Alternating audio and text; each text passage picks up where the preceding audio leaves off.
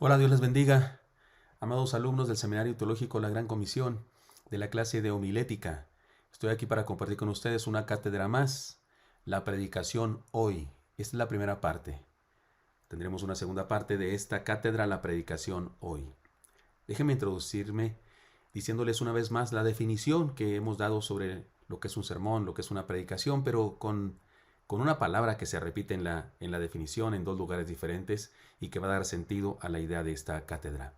La predicación es la tarea de comunicar hoy el mensaje cristocéntrico de toda la palabra de Dios con nuestra vida y con todo lo que tenemos a todo el mundo de hoy con el fin de transformar. Está clarísimo. Cuando hablamos de la predicación hoy estamos hablando de un asunto contemporáneo. Y déjenme, les digo, que hace algunos años me pidieron dar una conferencia llamada La Predicación Contemporánea. Ya les he contado, era un congreso en donde se celebraba el 60 aniversario de haberse publicado el libro El Sermón Eficaz, libro que ustedes están leyendo por partes. Y estoy seguro que para este momento ya habrán notado que algunas de las cosas que dice ese libro no las enseño yo de la misma manera. Es más, pudieran haber encontrado incluso algunas cosas que yo las enseño de manera opuesta incluso a lo que dice ese libro. Y bueno, de eso se trata la cátedra de hoy, de la predicación hoy, en nuestro tiempo. Al insisto, me pidieron una conferencia que se llamaba la predicación contemporánea. Resulta que lo contemporáneo, etimológicamente hablando, significa lo actual, lo de ahora, lo de este momento. Entonces, dentro de un siglo, los de aquella época podrán hablar de lo contemporáneo refiriéndose a lo que están haciendo en ese momento. Sin embargo, en la historia se habla de la edad contemporánea y es el nombre con el que se le designa al período histórico comprendido entre la Declaración de Independencia de los Estados Unidos o la Revolución Francesa, que sucedieron más o menos, y la actualidad. A eso se le llama la era contemporánea, desde entonces hasta la actualidad. Comprende, si se considera su inicio en la Revolución Francesa, un total de más de 230 años entre 1789 y el presente. No hace falta decir que se trata de la etapa de la historia de la humanidad que ha experimentado los más profundos y significativos cambios de todas las épocas de la vida. Y seguramente esto irá sucediendo más adelante. Cada vez los cambios seguirán siendo más graves, más trascendentes y más veloces. Avances científicos y tecnológicos, cambios socioeconómicos, políticos, geográficos, filosóficos, religiosos, etcétera, etcétera. Algunos de ustedes llegaron a un mundo que ya está más o menos estructurado de algunas cosas, pero algunos de nosotros de mi edad nacimos en una época en el que había menos países, ahora hay más países. Es más, en México había menos estados. Yo aprendí de memoria que México tenía 29 estados, 2 territorios y un distrito federal.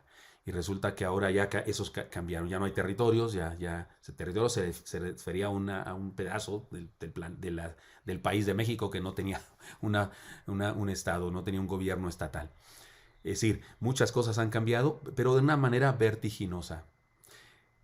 Me pidieron que diera una conferencia sobre la predicación contemporánea, pero yo entendí que la idea era reflexionar sobre la predicación contemporánea, pero tenía que ver con cómo debemos predicar hoy, punto. Me parece que el asunto más definido sería decirlo así, cómo debemos predicar hoy.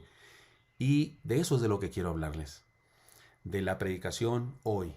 Porque hay libros, creo que la mayoría de los libros que tenemos, por lo menos en español, para los predicadores bautistas, son antiguos. El libro del Sermón Eficaz sigue siendo uno de los libros más vendidos de la Casa Bautista de Publicaciones. Se hizo una nueva edición recientemente, cuando yo participé en esa conmemoración y en esa serie de conferencias. Y bueno, es un libro que escribió alguien que ya falleció, ya no está con nosotros. El hermano tendría más de 100 años si viviera con nosotros. Necesitamos ser conscientes de que se trata de un libro antiguo, de un libro que consideró una forma de predicar para un mundo diferente. Y debemos evolucionar, sin duda que sí. Por eso le llamo a esta cátedra la predicación hoy. Podríamos abundar pensando en la forma que debemos dar a nuestros sermones. Podemos pensar en los elementos que debemos usar, que ahora tenemos más elementos para usar, las estrategias que debemos seguir, los elementos tecnológicos que debemos sumar, las realidades a las que debemos apelar, etc. Y ya abordé algunas de esas cosas en la cátedra anterior, ¿no es cierto? Y en las conferencias, y en las clases que hemos tomado, he abordado estos asuntos y ustedes hemos abordado el uso del PowerPoint, la tecnología, el uso del arte, etcétera. Podemos hablar de eso. Pero en resumen, la cosa es cómo debemos predicar el día de hoy y punto. en términos generales, globales, y me parece que voy a referirme a algunas cosas que ya he mencionado, pero ahora las voy a mencionar de diferente manera y voy a mencionar algunas cosas que no he dicho antes. Mi intento de dar respuesta a esta compleja, seria, profunda y trascendente pregunta, ¿cómo debemos predicar hoy? Mi respuesta a esto será a través de un acróstico. Para sorpresa de todos los que me conocen, será a través de un acróstico de la palabra sermón. La palabra sermón. Y hoy no abordaremos todas las letras del acróstico. Dejaré unas pendientes, unas letras en donde la reflexión es un poco más amplia para la próxima cátedra. Así que vayamos con la primera. Letra S de la palabra sermón. Esto es un recurso memotécnico. Espero que entiendan eso. De hecho, estoy tratando de usar recursos que yo mismo enseño acerca de la homilética, acerca de la predicación. Estoy usando recursos que yo mismo les enseñé a ustedes acerca de los enlaces de las ideas, hacer enlace en las ideas. Bueno, aquí estoy haciendo eso para dar un ejemplo de cómo se hace. Primera letra. Seamos pertinentes. ¿Cómo debemos predicar ahora? ¿Cómo deben ser los sermones ahora? Número 1, seamos pertinentes.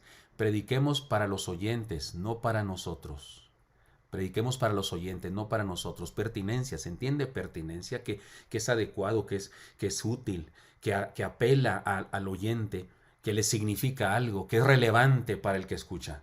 Debemos entender un asunto muy importante que se relaciona directamente con la primera parte de la definición de un sermón. Cuando definimos un sermón, en casi cualquier definición de cualquier maestro de homilética, casi la primera idea es la comunicación. Un sermón esencialmente es comunicación. Lo hemos enfatizado acá también en nuestra clase. Podemos traducir la idea con la siguiente declaración. En tanto que el creyente no ha sido persuadido, en tanto que el oyente no ha sido persuadido, el expositor no ha predicado. Yo he dicho que el propósito del sermón es transformar, pero esa otra parte del sermón es el Espíritu Santo se encarga. Pero en el momento en que yo predico, por lo menos debo llegar a la persuasión. Y luego, si las ideas que enseñé son útiles, importantes, entonces el Espíritu Santo las usará para transformar la vida de una persona. Pero en tanto que el predicador no ha persuadido, el expositor no ha predicado. Y si se trata de un pastor que predica sistemáticamente, en tanto que la congregación no ha sido transformada, el predicador no está predicando. Dicho de otra manera, en tanto que el oyente no ha entendido, el predicador no ha comunicado nada. En tanto que el alumno no ha aprendido, el maestro no ha enseñado nada. Estamos hablando del modo, el estilo, la forma de predicar. Seamos pertinentes. La cosa es simple.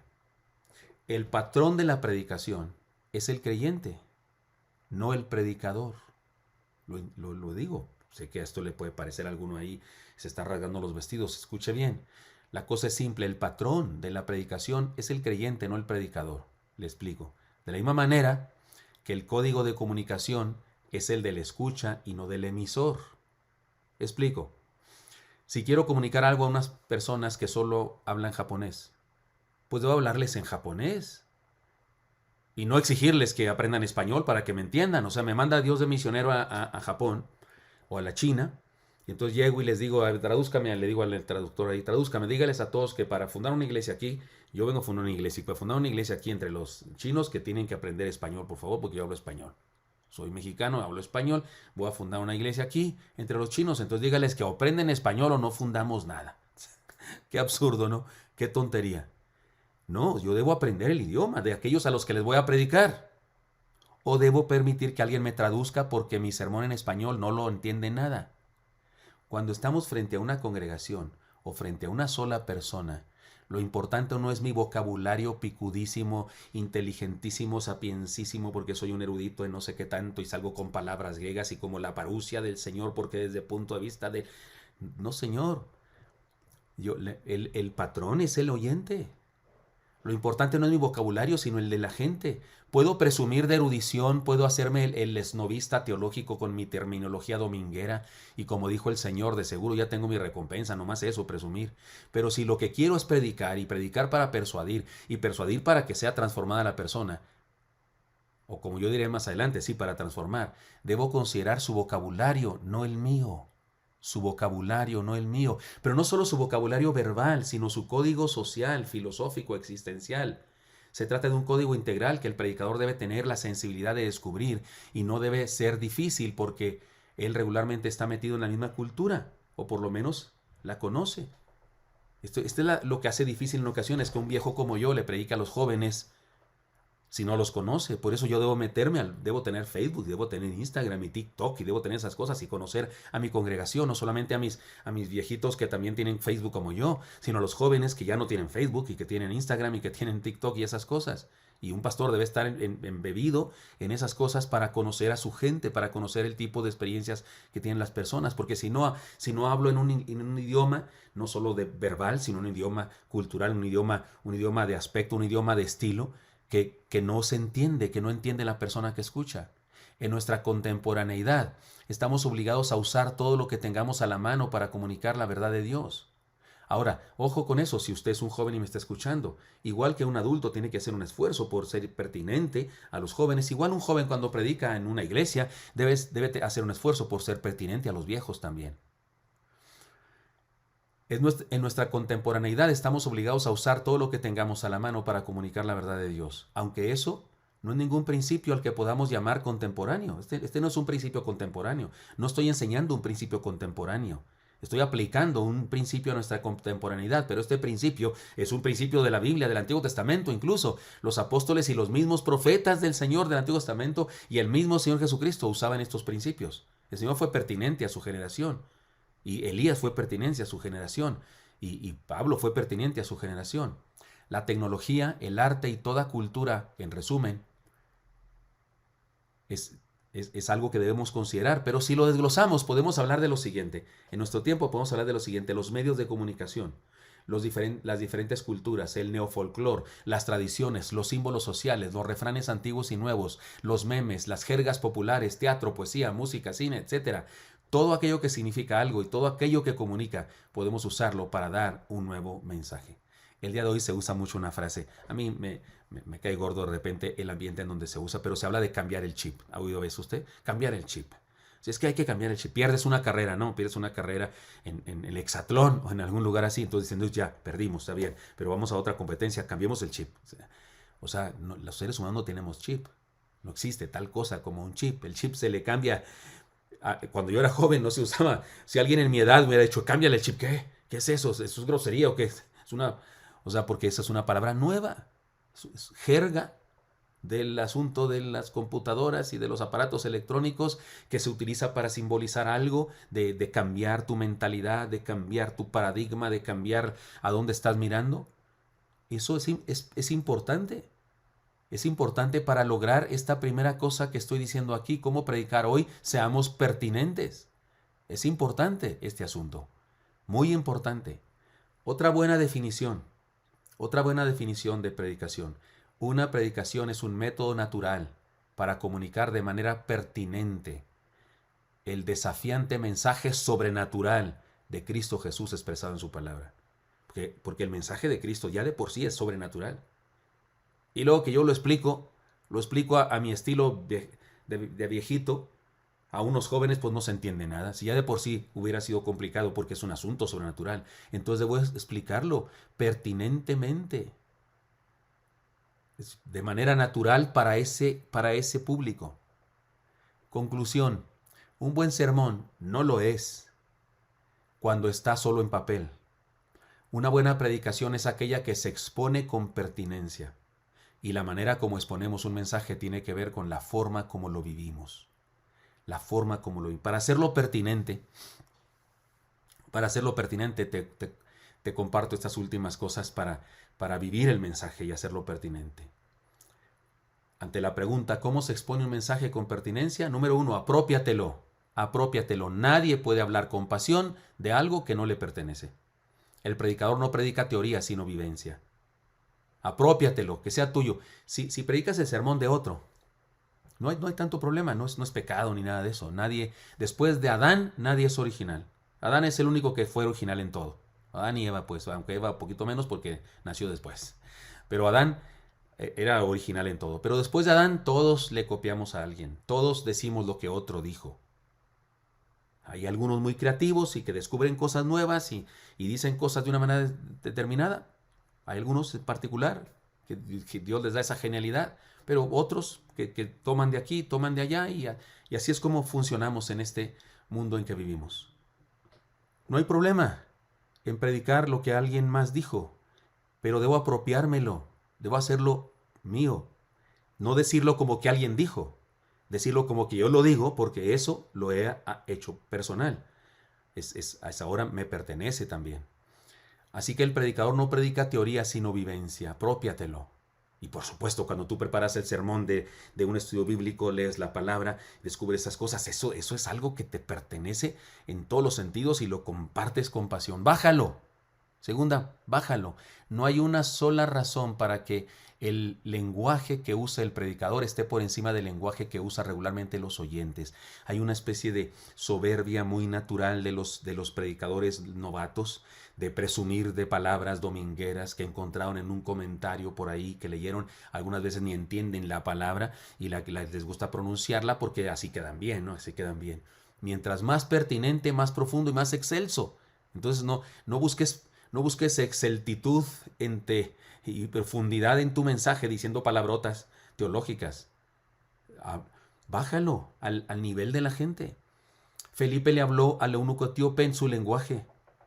Y Nehemías hizo que los sacerdotes y profetas le hablaran a la gente y le pusieran sentido a las palabras que se leían en la Biblia.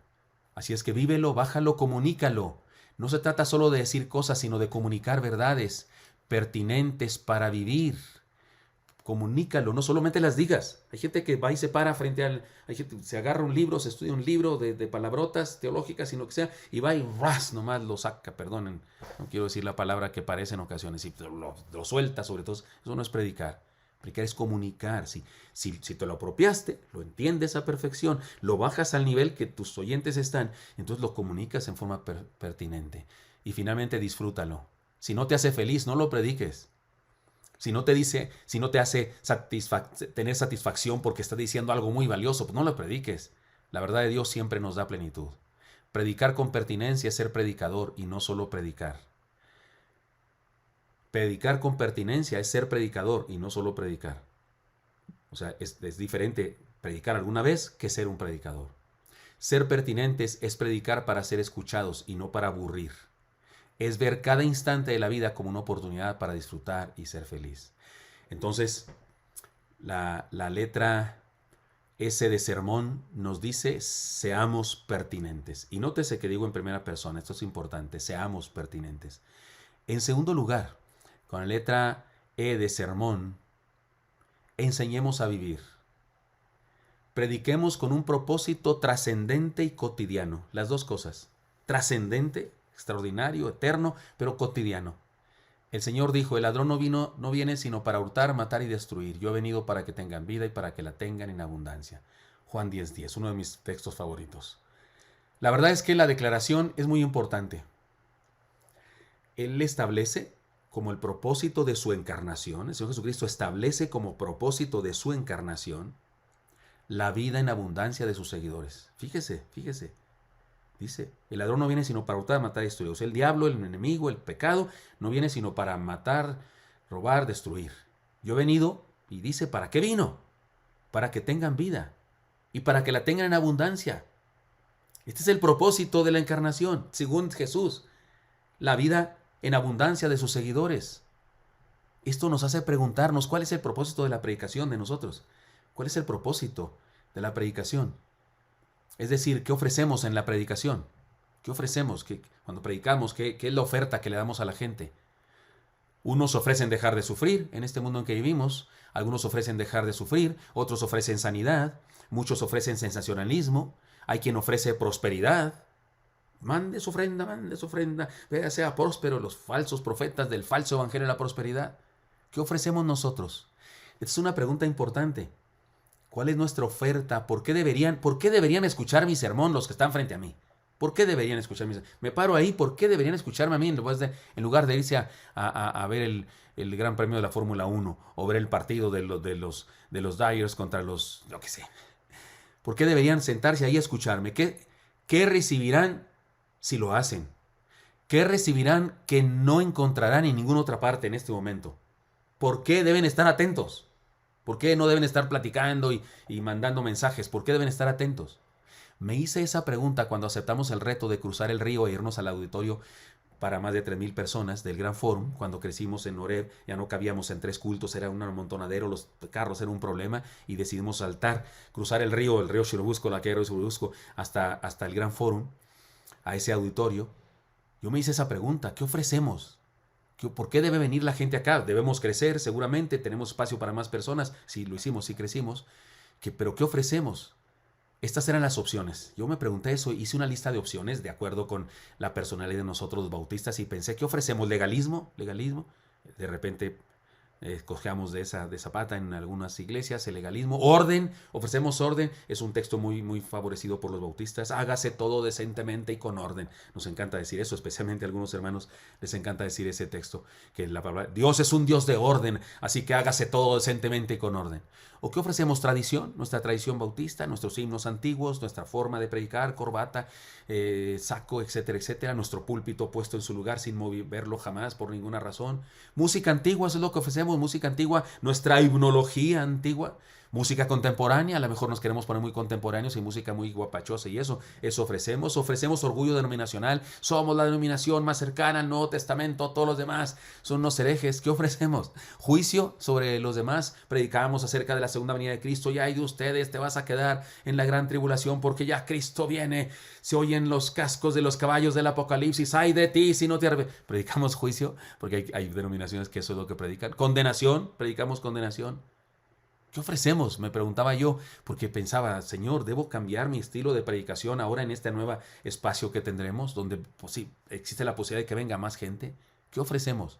La respuesta que encontré en la predicación del Señor Jesucristo, en los evangelios de los apóstoles, los evangelios y en el libro de los Hechos de los Apóstoles, en sus ejemplos de los apóstoles y en las cartas pastorales, el ejemplo que encontré y la respuesta que descubrí fue esta. ¿Qué ofrecemos? Ofrecemos vida. Ofrecemos plenitud de vida. Ofrecemos un camino mejor, más lindo, un mejor camino que el que sigue la mayoría. Podríamos resumirlo en la siguiente frase. Ofrecemos el Evangelio de Jesucristo que salva, transforma y da plenitud. Eso ofrecemos, el Evangelio de Jesucristo que salva, transforma y da plenitud. No se trata de una experiencia pasajera, de un momento, vean el culto y lo ponemos muy contento en ese momento, sale muy satisfecho de ese momento. No se trata solo de una experiencia pasajera, sino de un proceso de vida. O sea, predicamos para que las personas vivan un proceso de vida, no solamente un momento de catarsis momentánea, no, un momento de proceso, porque en algunos grupos denominacionales les hacen vivir una catarsis. El predicador toma, después del sermón que puede durar 15 minutos, se agarra hora y media o algo así de ministración y orando y haciendo declaraciones, poniendo la mano sobre la gente, tumbando a unos y otros y le somete a una crisis, a un momento así como muy extraordinario, un momento en vez de un proceso. La vida cristiana está llena de procesos, no de momentos. La vida cristiana es un proceso, no momentos cruciales, sino un proceso crucial de toda la vida. Eso es lo que ofrecemos. El Evangelio de Jesucristo que salva, transforma y da plenitud en este proceso maravilloso llamado discipulado. La mayoría de los predicadores bautistas de nuestro país fuimos instruidos en la predicación con el excelente libro El Sermón Eficaz, que ya dije que es un libro antiguo. El hermano Santiago Crane y aprendimos que un sermón puede tener uno de 6 propósitos. El hermano Santiago Crane decía que un sermón podría ser evangelístico, doctrinal, de devoción, consagración, ético-moral y de aliento. En la homilética que yo he podido desarrollar y comparto con ustedes, mis alumnos, enseño que podemos resumir estos propósitos en 2. Me gusta simplificar las cosas cuando soy maestro, y yo creo que hay 2 propósitos en la predicación, que incluyen estos 6 y otros 20. Pero que son 2. Evangelización a los perdidos y edificación a los cristianos. Punto. Hay 2 propósitos en la predicación. La evangelización de los perdidos y la edificación de los cristianos. Podemos decir acercar a los de afuera y perfeccionar a los de adentro. Podemos decirlo, alcanzar a los que no son y discipular a los que sí son. O sea, 2 propósitos solamente. Ahora bien, con mucho respeto, permítame reflexionar en lo que todos aprendimos, o los pastores de antiguos como yo aprendimos. El propósito evangelístico es claro, predicamos para que la gente se convierta. Y si pregunto yo de nuevo, ¿para qué queremos que se convierta? La respuesta es muy clara también, para glorificar a Dios con muchos más en el reino. Pero todos los demás propósitos también me hacen preguntarme uno nuevo, ¿para qué? O sea, ¿Para qué doctrina? ¿Para qué devoción? ¿Para qué consagración? ¿Para qué el sermón ético-moral? ¿Para qué el sermón de aliento? También esos me hacen preguntarme ¿para qué? Saber doctrina, tener mayor devoción, ser más consagrado, vivir éticamente, experimentar aliento, ¿para qué? Y es aquí donde podríamos responder, para que viva a plenitud. Así que le predico a unos para que se conviertan y a otros para que vivan a plenitud. Porque saber la doctrina, ser devotos del Señor, estar consagrados, vivir los valores de la ética cristiana y experimentar aliento en sus vidas, les hace vivir a plenitud. No se trata entonces de poner a la gente contenta, en tal caso hay que llevarlos al circo. Hay gente que piensa que el propósito del sermón es poner a la gente contenta. Pues entonces llévelos al circo, ¿no? O alguna cosa, una película bonita. No tiene que ver solo con darle emociones, en tal caso lo subimos a la montaña rusa y le damos emociones. No es cuestión de hacerla reír, en tal caso le contamos un chiste. Hablamos de ayudar a la gente a experimentar la vida a plenitud, de eso hablamos. Vuelvo a decir, no se trata de tener a la gente contenta, mejor llevarla al circo, ni se trata de darle emociones, súbele a la montaña rusa, ni se trata de hacerle reír, contarle chistes. Se trata de ayudar a la gente a experimentar la vida a plenitud. De eso hablamos, de ayudar a las personas a tener esa vida abundante que Cristo dijo que era el motivo de su presencia entre nosotros, que a eso había venido, dijo el Señor. El Señor lo dijo, vida abundante. La gente está demasiado agobiada con la crisis económica, la inseguridad, la crisis de valores que repercute en crisis familiares de todos tipos, las epidemias, es decir, el desempleo, el divorcio, la rebeldía de los hijos, la pobreza, la falta de oportunidades, los robos, las amenazas y por si fuera poco, todo esto magnificado por los noticieros, porque los noticieros no sirven más que para eso, para hacer más grave la herida. Y para colmo, este sería otro colmo, un colmo extra. Y para colmo, tienen que ir al templo para que lo regañe el pastor. Tienen que ir al templo para que les pongan una guarapeta. Yo no iría. Si cada vez que voy al culto me regañan, yo no iría. ¡Ay de ustedes, pecadores, si no se arrepienten! Yo no volvería. Porque Cristo dice que es para tener vida abundante. Y por supuesto que en las iglesias cristianas se predica contra el pecado, por supuesto que se predica contra la ignorancia, por supuesto que se predica contra el error. Pero se le dice al creyente la esperanza de perdón, la esperanza de la sana doctrina, la esperanza del buen camino, esa esperanza que nos alienta desde, por gloria a Dios, podemos triunfar sobre estos errores, gloria a Dios, puedo seguir adelante viviendo a plenitud. El propósito de la predicación es el pastoreo, es decir, el dar de comer a las ovejas, hacer que las ovejas crezcan, se fortalezcan. Hay una gran diferencia entre ser un chivero de nuestras tierras y un pastor de Israel. Los chiveros de acá, de América, de acá, de Occidente, los chiveros acá. Yo lo sé porque mi padre era de rancho y yo en vacaciones me iba al rancho de unos parientes y en otro caso al rancho de unos amigos donde tenían de ganado de cabras y ovejas. Y regularmente el pastor de cabras en nuestro tiempo y también de ovejas, pero acá en nuestro rancho, en nuestra tierra, va detrás de las ovejas, guiándolas a cierto lugar con unos perros, en ocasiones uno o varios perros, que muerden la cola de las piernas de las ovejas, con un palo que le puede pegar a las ovejas, vete por acá, vete por allá. ¿Qué creen? En la cultura allá en Oriente, en Israel y en los pueblos de por aquel rumbo, la cultura es diferente, absolutamente diferente. Los pastores de Israel, los de ahora todavía, porque todavía hay pastoreo en Israel, pero los de la época de Jesús, más que los de ahora, jamás tenían código de honor, jamás hacían violencia contra las ovejas, a menos que se la fueran a comer porque tenían que matarla, pero en otros términos jamás hacían violencia contra esos instrumentos, el cayado, la vara, no era contra las ovejas, no señor, se equivoca quien piensa eso, eran instrumentos para defender a las ovejas. El pastor se hacía amigo de las ovejas, las conocía íntimamente, las conocía por nombre aunque tuviera 200, les ponía un nombre a cada una. Las ovejas le seguían porque lo consideraban parte de ellas. O él olía a oveja también. No tiene nada que ver con estar regañando. Hay gente que parece que pastorea chivas a golpes, a varazos. No.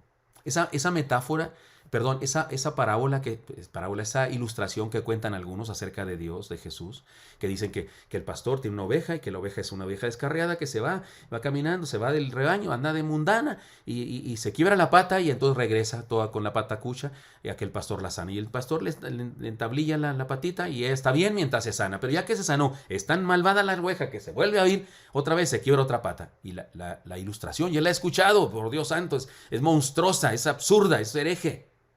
La cuentan algunos pastores y dicen que al fin la ovejita, después de varias veces que le pasa eso, la vende una vez más y cuando se sana, antes de que se vaya, le quiebra otra pata para que se quede. Y cuentan esa ilustración. Eso no hace Dios, perdóneme, eso no hace Dios, es mentira. Eso no hace Dios. Dios no anda quebrándonos patas ni anda metiéndonos en problemas. No, cuando Dios nos metemos en problemas, no fue Dios quien nos metió en problemas, fuimos nosotros. Son las consecuencias de nuestras acciones. Dios no anda quebrando patas a sus ovejas para que se mantengan en el redil. Eso es mentira. Eso que dicen algunos, te pasa un problema, ha de ser Dios para que estés consagrado. No, Señor. No digas eso. Dios no. Él vino a evitarnos dolor, no a causárnoslo. Lo dolor no lo causan las circunstancias, los pecados propios o los pecados de otros. No Dios. Dios no nos manda que nos quiebren patas para que... Eso es una... Lea la Biblia, hable del Dios de amor, no hace eso. Si hay problemas en el mundo, sí los hay, por supuesto, pero Dios no manda quebraduras de patas, ni manda desgracias. Esas son consecuencias de la humanidad pecadora en que vivimos. Así que cuidado. Esa postura de algunos predicadores que regañan y quiebran patas de ovejas para que sigan ahí, eso no es así. El propósito de la predicación es el pastoreo y hay una gran diferencia entre ser chivero y pastor. Otra buena definición en este punto. Otra buena definición. Predicación es la revelación del mensaje cristocéntrico de toda la Biblia por medio de la vida y todo lo que tengamos a la mano con el fin de transformar a los oyentes. Estamos hablando de mucho más que discursar. Estamos hablando de mucho más que hablar en público, exponer un tema o arengar a las gentes. Estamos hablando de mucho más que eso. Estamos hablando de pastorear, predicar con un propósito trascendente. Es enseñar a vivir, es formar, es pastorear. Ojo con eso. Aquí la letra que estamos analizando ahora es la letra E. Enseñemos a vivir. Dijimos, seamos pertinentes con la letra S, con la letra E, enseñemos a vivir. Enseñar a vivir es el propósito de un sermón. Así que cuidado con esto es importante, va a venir en el examen. Muy bien, vamos a la última letra que estudiaremos hoy, la letra R de sermón. Reestructuremos la fe, prediquemos para ser discípulos. Prediquemos para ser discípulos. El Señor Jesús en su discipulado selectivo dijo muchas veces, habéis oído que fue dicho, pero yo os digo. Fíjese, habéis oído que fue dicho, pero yo os digo. O sea, convertirse al cristianismo bajo cualquier circunstancia es una crisis. Y el discipulado como proceso de crecimiento posterior a la conversión es la reestructuración de la vida cristiana. Es una crisis convertirse. Es encontrarse en un vértice que tienes que reconocer que un montón de cosas que has hecho, has dicho, han estado mal, que un montón de ideas que traes hay que quitarlas, hay que desaprenderlas, hay que sacarlas del cerebro y comenzar con una nueva idea. Esto es lo que mucha gente no entiende. Esto es lo que causa muchos problemas a muchos cristianos que no son discípulos y que viven todavía en el mundo. Porque convertirse es convertirse. ¿Qué parte de conversión no entendemos? La palabra conversión es una palabra muy, muy ilustrativa. Estoy buscando aquí algo que me ayuda a ilustrar este asunto de la conversión, suponiendo que esto va hacia allá, va en esa dirección. Convertirse es dar vuelta, dirección opuesta, para ir ahora hacia el otro lado. No puedes convertirte tratando de ir de reversa, no se puede. Te conviertes cuando das vuelta a tu visión, tus valores, tus principios, tus ideas, y ahora todo esto a donde ibas queda atrás, rechazado. Y eso no puede no ser crisis. No puede convertirse, no ser una crisis. Es un cambio radical. Jesús habló de nuevo nacimiento. Nacer es una crisis. Estás en el vientre de tu madre, bien contento, la temperatura perfecta, la alimentación perfecta, el corazón de tu madre, la música perfecta, y de repente naces y te reciben unos desconocidos que se cubren el rostro, te pasan una respiradora para arrancarte todo. En otra época hasta nalgada te daban para que respires. ¿Cómo no va a ser crítico? Nacer de nuevo es una crisis, transformación. Y el discipulado a través de la predicación es este proceso de reestructurar ideas y pensamientos. Cuando predicamos, reestructuramos la fe de los oyentes. El discipulado en la iglesia es una tarea que involucra diferentes estrategias, momentos y materiales, pero la predicación pastoral es fundamental en el desarrollo de esa tarea. En una iglesia no es solo el sermón que discipula, por supuesto que no. En una iglesia debe tenerse cursos de discipulado, talleres para grupos homogéneos, etcétera, etcétera, todo lo que se hace en Oreb.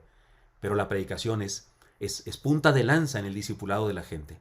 La integración y conciencia de lo que se hace en los grupos pequeños, estudios bíblicos y otras estrategias educativas y los sermones públicos es fundamental. Toda esa gama de cosas que se hacen en una congregación, todo eso nos discipula, incluyendo los sermones. Los sermones del pastor y los sermones del invitado a predicar, ya sea de los jóvenes, de los más 30, de los diáconos, de los siervos, etcétera, etcétera. Predicar para reestructurar la fe tiene que ver con nuestra teología. La predicación depende principalmente del concepto que tenemos de Dios. Esta reestructuración que se debe hacer depende de nuestra teología, de nuestras ideas teológicas. La predicación depende principalmente del concepto que tenemos de Dios, es decir, el propósito de nuestra predicación emana de nuestro conocimiento de Dios, de nuestra teología. Un cristiano tradicionalista que prefería los cultos antiguos y serios, carentes de emociones, que en vez de aplaudir así, aplauden así, porque no les gusta, creen que hacer así es pecado. Y entonces, un aplauso cristiano. O un aplauso cristiano. Un cristiano tradicionalista que prefería los cultos antiguos, serios y carentes de emociones, le dijo a un cristiano que gustaba de los cultos llenos de expresiones, emociones y música contemporánea. Le dijo, ¿y para qué hacen tanto escándalo si Dios no está sordo? Y el otro le contestó, tampoco es tan neurótico como usted, hermano, así es que no esté molestando. Son estilos. Yo no me molesto de una iglesia en donde aplauden y gritan mucho a gloria a Dios, aleluya, no me molesto. No dudo que hay quien lo hará sin sentido. No dudo que hay quien lo hará sin entender por qué. También creo que en los cultos muy serios hay quienes están muy serios y tampoco saben por qué. O sea, no tiene que ver con el modo, tiene que ver con la actitud del corazón. Pero de tu idea de Dios, es que enseñas. Los que dicen, cállese, tienen que estar todos serios y tienen que venir bien. A mí me dijo alguien que había que venir de traje y corbata al culto siempre, porque dice, ni modo que cuando vas con el presidente no llevas corbata y saco, cuando vas a hablar con una persona importante y aquí vas a hablar con Dios. Y tiene razón, es un buen argumento, solo que cuando yo voy con Dios, voy con un amigo también, voy con un papá que me ama, que me quiere y voy a que me apapache. Y cuando yo voy con un amigo, en ocasiones voy de mezclilla. Para que me escuche voy de mezclilla. Si es que depende de qué pensamiento tienes, es como concibes este asunto, y la predicación que reestructura la fe emana de nuestra teología. Hay quienes predican como si Dios, de quien hablan, odiara a los seres humanos. Hay predicadores que uno piensa, este amigo cree que Dios nos odia, por eso nos habla así. Cuando conocemos al Señor como un Dios que ama a los seres humanos, cuando entendemos que su propósito es salvarlos, cuando descubrimos que vive para acercarlos a Él, no podemos hacer otra cosa que predicar para ser discípulos, reestructurando la vida integral de los que han creído. Predicamos para que los de afuera sean de adentro y los de adentro sean más fuertes. Predicar es presentar a la gente al verdadero Dios. Predicar es presentar a la gente al verdadero Dios. ¿Cómo la ven, mis hermanos? Estas son las tres letras que quiero estudiar hoy con ustedes. Repasemos. La letra S de sermón. Seamos pertinentes. El lenguaje que importa es el de los que me escuchan. Las experiencias que dan hilación, por las que construyo un puente para llegar al corazón y la conciencia de esa persona, son las de él, no las mías. Yo puedo haber tenido una gran educación en no sé dónde y hablar un lenguaje fantástico, elevado, pero si la persona a la que le hablo no viene de donde mismo que yo vengo, no le puedo hablar en mi idioma. Le debo hablar en su idioma, en sus experiencias, en su cultura. Seamos pertinentes. Enseñemos a vivir a la gente. No solo enseñamos doctrinas, teoría, no, enseñamos vivencia. Compartimos a la gente un estilo de vida, el estilo de vida de Jesús. Enseñamos vida a la gente, enseñamos vida eterna. Además, con la letra R, reestructuramos la fe. Predicamos para hacer una revolución. No hay más grande revolución que la revolución que Cristo vino a traer a esta tierra, y no hay más grande revolución en la época contemporánea que la predicación de las verdades del Evangelio de Jesucristo, que revolucionan, que transforman, que cambian. terminó diciendo, le preguntaron a Martín Lutero, le preguntaron, ¿qué hizo usted para revolucionar este mundo? Porque Martín Lutero causó una gran revolución, no solo en Alemania. Hizo que su país se independizara religiosamente hablando de la cúpula papal de aquella época. Él causó una gran revolución y su revolución afectó la economía, afectó la industria, afectó la filosofía, afectó un montón de cosas. Y le preguntaron, ¿qué hizo Martín Lutero? Al gran reformador, ¿qué hizo usted para hacer estos cambios tan radicales? Dijo, yo no hice nada. Dijo, yo no hice nada. Yo solo enseñé la palabra lo hizo todo. Y tenía razón, Martín Lutero, uno de sus grandes valores es que tradujo el Antiguo Testamento al alemán vulgar, al alemán que hablaba la gente. Dijo, yo no hice nada, la Biblia lo hizo todo. La Biblia derrocó imperios, la Biblia venció a reyes, la Biblia derrocó mentiras y ideas que había. Fue la palabra de Dios la que lo hizo. Esa palabra de la que él alguna vez había dicho, mi mente está cautiva por la palabra de Dios. Así que, hermanos míos, prediquemos sermones siendo pertinentes, enseñando a vivir, enseñando vida y reestructurando la fe de las personas que nos escuchen, revolucionando sus ideas. Eso es predicar y no otra cosa. En el próximo cátedra veremos otras letras del acróstico sermón para que aprendamos algunas cosas más de lo que debemos hacer para predicar hoy. Nos vemos en la clase.